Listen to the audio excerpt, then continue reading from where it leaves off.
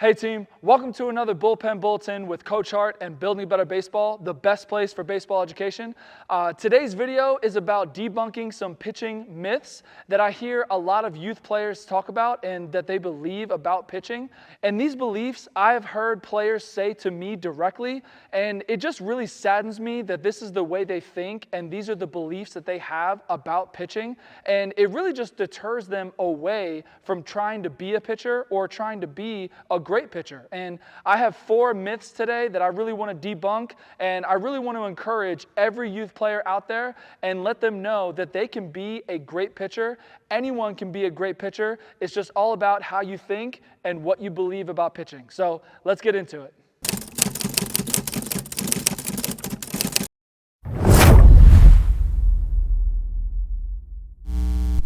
Remember, I'm Coach Hart. This is Building Better Baseball. This is the best place for baseball education. So let's dive into these pitching myths. So the first myth that I want to debunk that I hear the most from youth players is, I can't throw hard, so therefore I won't be a good pitcher. And a lot of players think this. A lot of players associate the position of pitching to throwing hard or velocity. And that really just can't be further from the truth. So pitching is so much more than velocity. Pitching is all about, I said it in another video before, that pitching is effectively disrupting the hitter's timing. That is what pitching is. Pitching is an art. It's not about just getting up on the mound and throwing as hard as you can all the time. There's so much more to pitching than just velocity, and if any youth player thinks that because they don't throw hard, that means that they won't be a good pitcher, I'm here today to tell you that that is not true. You can be a good pitcher. It's just all about how you think about pitching and how well you disrupt the hitter's timing. So if you have an 80-mile-an-hour fastball and you're thinking that if I don't hit 90, that means I won't be a good pitcher, well, if you hit 80 and you throw a 70-mile-an-hour off-speed pitch or a changeup, that's a 10-mile-an-hour difference. That's the exact same thing. The hitter is seeing the exact same thing or speed difference from a pitcher who's throwing 90 and their changeup is 80, or they're throwing 85 and their changeup is 75. So that 10-mile-an-hour difference between your off-speed and your fastball is most important. That speed difference, that changing up the hitter's timing, that's what you want as a good pitcher. So throwing hard, that does not mean that you won't be a good pitcher. That just means that it might be a little harder for you to be successful, but that also means that you really need to focus more on your off-speed pitches because those are your bread and butter. Those are what is going to make your fastball look faster. It's all about what the hitter sees and that speed difference between each pitch. Right? So you're effectively disrupting the hitter's timing. It's all about how you think about being a pitcher and not think about being a thrower. Pitching is not throwing. Pitching is pitching. And you can be a great pitcher no matter how hard you throw. And I want everybody to know that, and I want everybody to believe that they can be a good pitcher even if they don't have a high velocity. So moving into myth number 2 is the one that I've heard a lot is, I need a spinning pitch to succeed. So they associate success in pitching as throwing a really hard curveball or throwing a really nice slider that breaks off the table, right? And that's just not true. Spinning pitches is not a necessity of pitching. If you could have a fastball, a changeup, a two-seam fastball, and maybe a cut fastball, you will be so successful on the mound. Okay? It's all about your location and what times you throw it at the hitter, right? So you could start off with an outside fastball, a two-seam fastball inside, a cutter outside, and then a low inside changeup, right? So the pitching strategy of how you use your different pitches, that's what makes a great pitcher. And one example I have of this is Mariano Rivera. So if you know anything about baseball, then you know Mariano Rivera, one of the greatest closers of all time, played for the Yankees, right? His bread and butter was a fastball and a cut fastball, right? He had other pitches, obviously, but that's what he made hitters strike out on. That's how he got hitters out, is with a fastball, location, and a cut fastball, right? pretty much 2 pitches. He built a career on 2 pitches, right? So that just shows you how much you don't need a spinning pitch. Now, I'm not saying that you shouldn't throw a spinning pitch. You can throw whatever pitches that you want.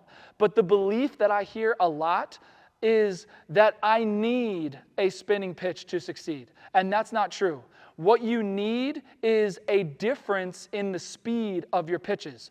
Any pitch that is slower than your original fastball is a good pitch. And that is pitching. That's pitching strategy on what location and when you throw different pitches. That is pitching. And if you want a spinning pitch, then that's great. But you cannot base your success on if you have a spinning pitch or not. And these kids believe that they need a curveball or they need a slider in order to be a successful pitcher, and that's just not true. So moving right into number 3, the number 3 myth that I hear a lot that players have told me personally is they're all about strikeouts. They're thinking that striking batters out is better than a ground out or a fly out, right? And this is not as common. I know that a lot of players enjoy seeing a ground out or getting batters out no matter what. But whenever I hear young players talk about pitching or they want to be a pitcher, the first thing they talk about is striking batters out. Oh, I struck him out. Oh, I want like 10 strikeouts today. That is not your focus of a pitcher. Yes, striking batters out is good, but if you think about it from a pitching perspective, right? Pitch count is everything in pitching.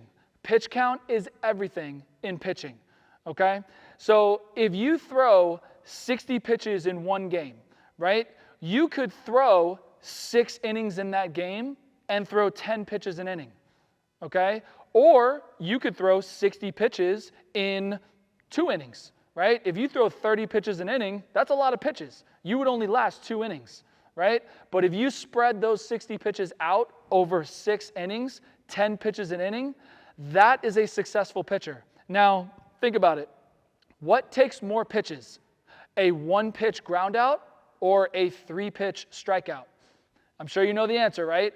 A 3-pitch strikeout takes more pitches. So actually, striking batters out takes more pitches and adds on to your pitch count faster than getting people to ground out or fly out, right? So it's all about getting the hitters to swing at what you want, at what you throw in order to get them out, right? If that happens to be a strikeout, then great. But if it happens to be a ground out or a fly out, that's much better for you as a pitcher. Another thing to think about is that groundouts and flyouts, they include your defense. They liven up your defense and make them more aware in the field and just make them more prepared in the field. If they know that you're throwing a lot of groundouts and you're throwing a lot of flyouts, not only is your pitch count staying low, but they're also engaged in the game. They're getting some action out there instead of watching their pitcher just mow down a bunch of people with strikeouts. And like I said, that's not a bad thing. That's still good. But if I'm playing shortstop, do I want to see my pitcher just strike everybody out? I mean, maybe, because obviously that's a good thing, but I also want to field the ball. That's why I'm out here, right? I want to help out my team. I want to get some action in the field.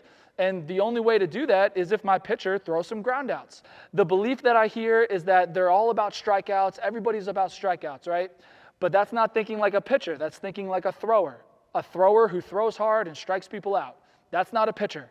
A pitcher is a person who gets the hitter out in any way, shape, or form, but also wants to engage their defense and also keeps their pitch count low in order for them to last in the game and pitch more innings.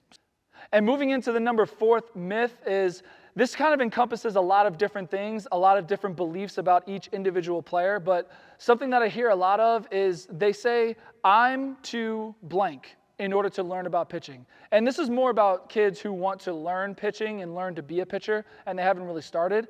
They either say, like, I'm too short to be a pitcher, or I'm too old to start learning if they're like 13 or in high school or whatever, right? They say, I'm too blank, and it's some sort of belief that they have about themselves of why they can't be a pitcher. And the last thing I want to say for this video is anyone can be a great pitcher. It doesn't matter how old you are, how young you are, how tall you are, how short, how hard you throw, how hard you don't throw. None of that matters. Anyone can be a successful pitcher. All it takes is hard work, commitment, learning your mechanics, learning the strategy of pitching, when to throw different pitches at what locations, how to mess up the hitter's timing in order to get ground outs and fly outs. None of that other stuff matters. So if you have a belief, or if you're a coach and any of your players say a belief that they have about themselves to you that kind of encompasses the I'm too whatever, this is why this is happening, this is about me, and this is why I will not be a pitcher, I really want you to just debunk that and just say anyone could be a good pitcher.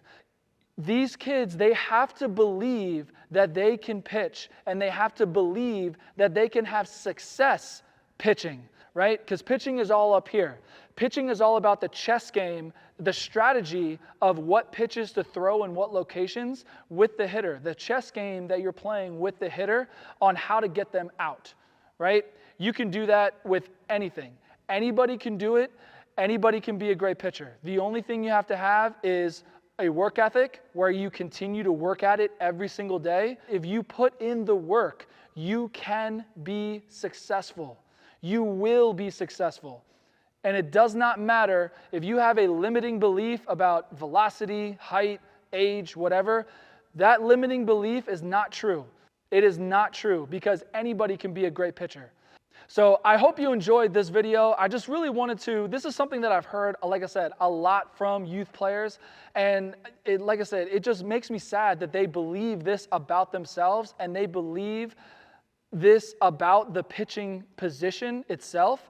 And I'm here today that, like I said, anybody can be a great pitcher. These 4 myths, if you've ever said those or if you've ever heard those before, they are not true. And I just really want you to, if you want to be a great pitcher, you can be a great pitcher. You just got to put in the work, know and believe that you can have success on the mound. So I hope you enjoyed this video. Hopefully this resonated with you, and you can take this out to the field and relay it to somebody who might have one of these limiting beliefs, or they believe one of these myths that I've said today. Before you go, look down in the description. I have a whole bunch of free guides for you that I created for you for free to help you out in your baseball journey. So before you go, check them out in the description. Grab one or all of them if you like. I made them for you for free. So hopefully you enjoyed this video. Remember, I'm Coach Hart. This is Building Better Baseball, the best place for baseball education. And remember, anybody can be a great pitcher. I'll see you in another video real soon.